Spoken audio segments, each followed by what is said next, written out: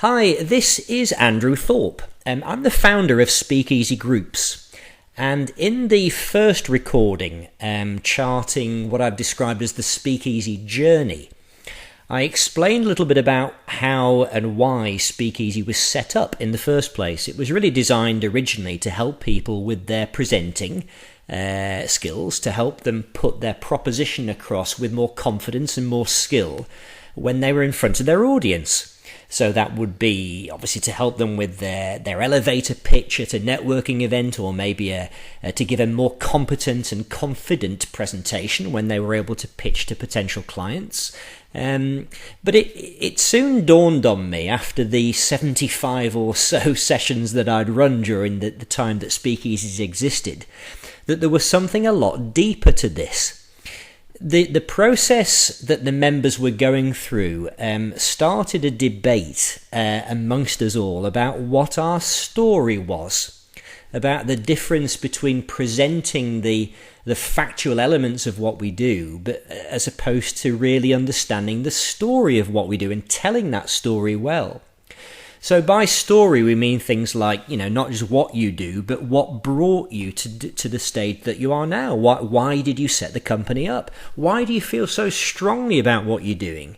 Is there a wrong or an injustice that you've set out to right?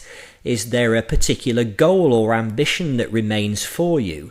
And how have you transformed the fortunes of certain people that you've worked with? And have you done it in your own particular style? Now, all these things build up your distinctive signature. They help you stand out from your rivals. And it's really, really important that initially you connect and understand your own story.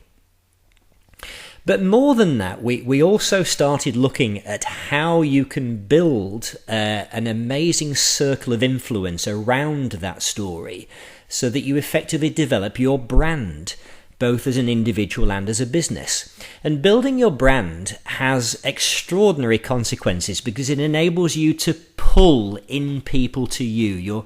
You're seen as somebody who's really worth knowing, who's worth spending time with, and of course you begin to leverage the true value of what you have to offer. So what I've done in this recording is I've put together a process, or I've laid out a process, the journey that you can go on to move from having very little influence and frankly not earning a great deal of money from what you do, to the point where you can be seen as the number one in your particular niche, as the go-to kid.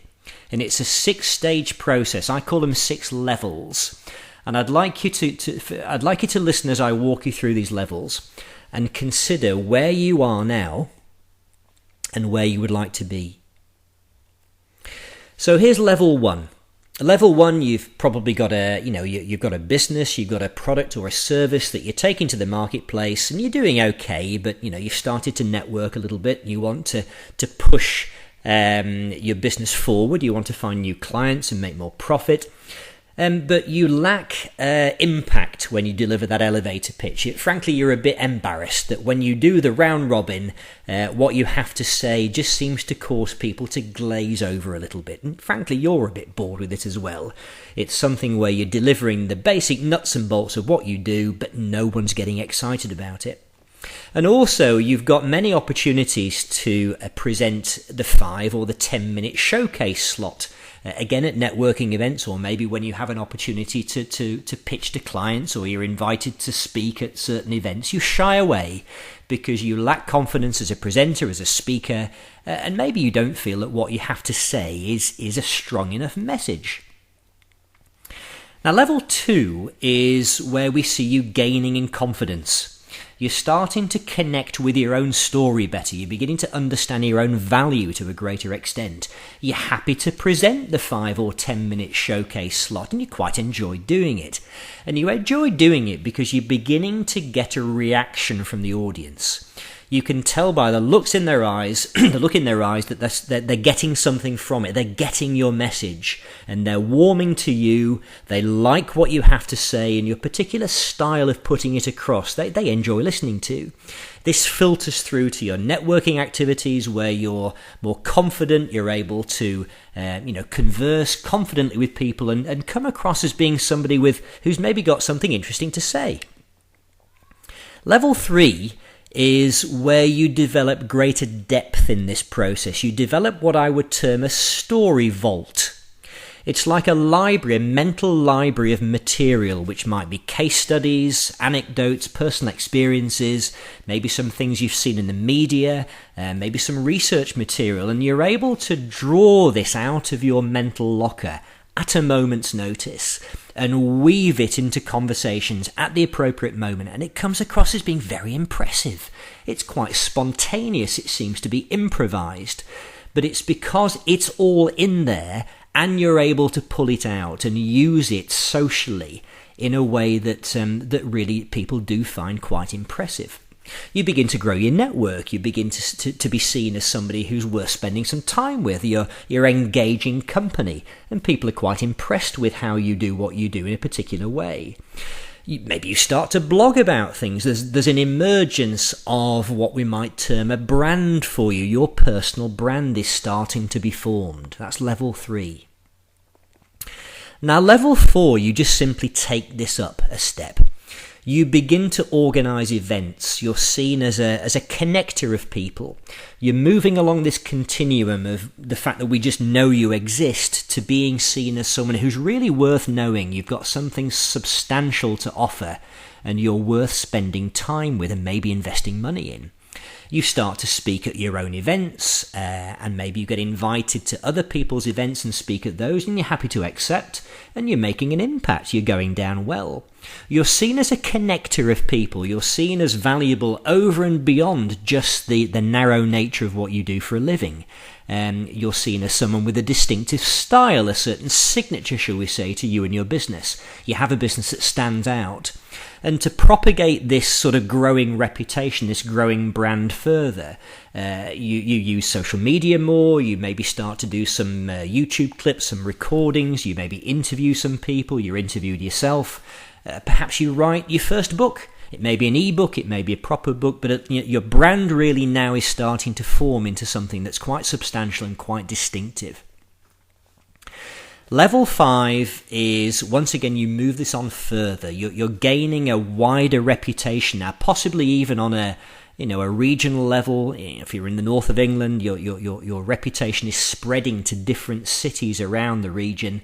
And you're seen as somebody with something to say that's worth buying into. You're asked to speak at conferences. You're invited as a guest speaker. Maybe you get invited to be interviewed on the regional radio. You seize these opportunities because you really enjoy them. You found your voice. You found your inner confidence.